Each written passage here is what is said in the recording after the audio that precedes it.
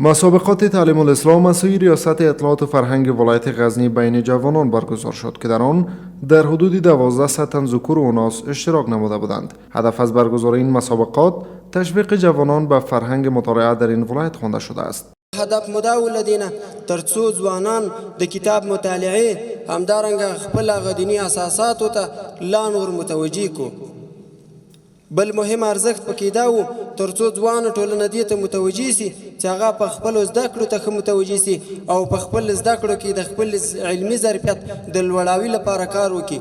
از سوی هم اشتراک کنندگان این مسابقات از برگزاری این گونه مسابقات خوشنود به نظر رسیده میگویند برگزاری چنین مسابقات میتواند در رشد جوانان مفید واقع شود. ډیر مثبت تمامیږي دغه سیالۍ باید ډیرې ونیول سي او د ځوانان باید د داسې ټولنې یو مهم قشر ده باید د سیالۍ زیات ونیسي تر څو په اسلامي معلوماتو کې ځوانان ښه لاسته راوړنې راوړي.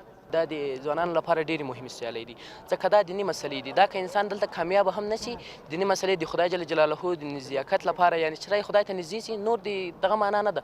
دا که څه اندازه عصري علوم د موږ لپاره پکار دي او دیني هم پکار دي. د ټولو ځوانانو لپاره د تر ډېره حده پورې مثبت تمامېدلی شي ځکه دا د هغوی دغه امتحان چې دی تر ډېره حده پورې د دوی په ژوندانه نظام کې تر ډېره حده پورې ګټه کولی شي.